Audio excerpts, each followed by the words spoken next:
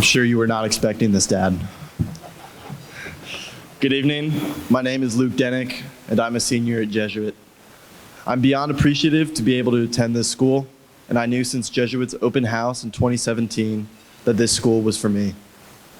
That night showed a lot about Jesuit's teachings, their dedicated staff, and strong morals.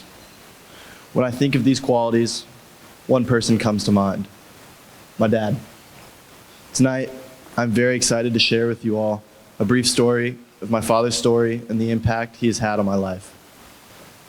Stephen Milo Denick was born in Indiana on August 9th, 1964. He was born the second of 4 children and was accompanied by his 3 sisters. His family was busy growing up. His mom worked as a nurse, his dad worked in the corporate office at Texaco, and the age gap of his siblings created a multitude of different schedules.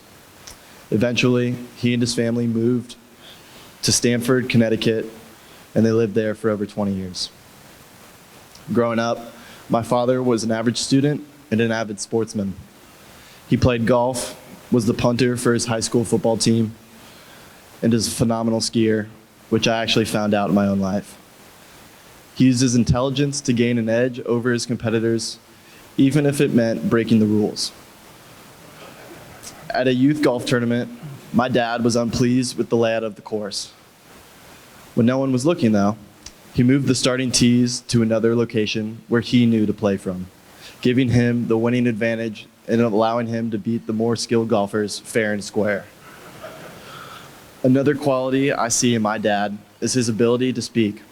Professionally, he's a salesman in the field of radiology, but it did not start that way. As a teenager, my father took advantage of that bipolar northeast weather.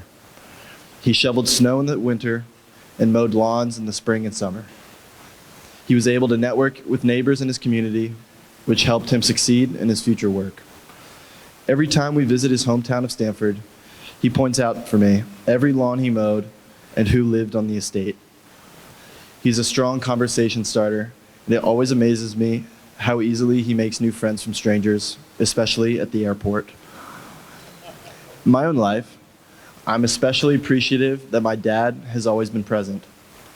From elementary to high school, he has been there to take the first day of school picture, to drive me to countless soccer games, and to attend even the little events in my life like award ceremonies. My father is an emotional guy, so when Jesus Take the Wheel started playing at my kindergarten graduation, you know he was sobbing in the back. When I ask him why he attends events as much as he does, he always gives me the response, because my father didn't have the opportunity to do it for me. This quote has resonated with me, and I am more than blessed to call him my dad.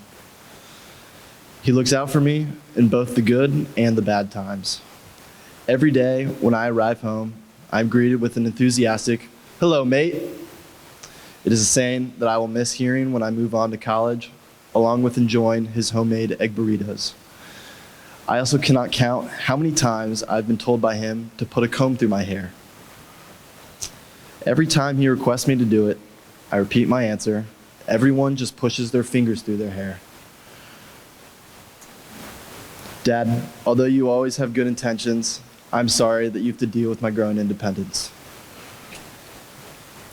When I arrived at Jesuit, I was already aware of the school's campus and its values. I had an older brother who entered the school 2 years before me, and for a time, I was only mentioned as his little brother. But as for my dad, he knew how to make a legacy for himself. He quickly got involved in the Jesuit Dads Club and found his community while cooking burgers nowhere else but at the football field grills. There, his service helped him begin to understand what men for others truly means. Some of his other notable duties include serving as the Dads Club secretary and parking cars at Jesuit on the weekend events for Bucks games, Monster Jam, and concerts. The amount of hours he devotes to parking cars is commendable, and it is amazing every time he shares with me the amount of money raised for Jesuit financial aid. I've even heard rumors from other dads about nicknames given to him in the parking lot, like Stephen One More Car Denick, and even Captain SunTrust. For Christmas this year, my mom actually got him a mug inscribed with it.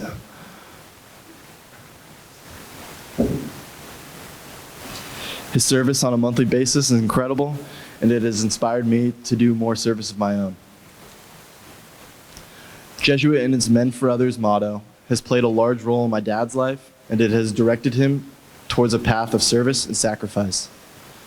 Every choice he deals with is decided by what helps him serve others in a better way.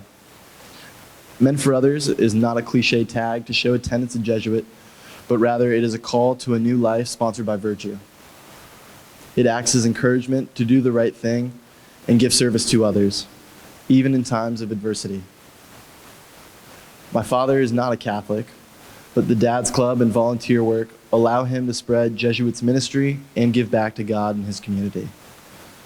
I have witnessed how Jesuit has transformed his life for the better and truly made him a man for others. Dad, I cannot be more proud and appreciative of you than I am. Thank you for showing me the way to become a man for others, a son of God, and one day a good father myself.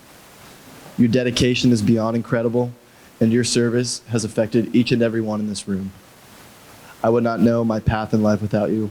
I love you, Dad.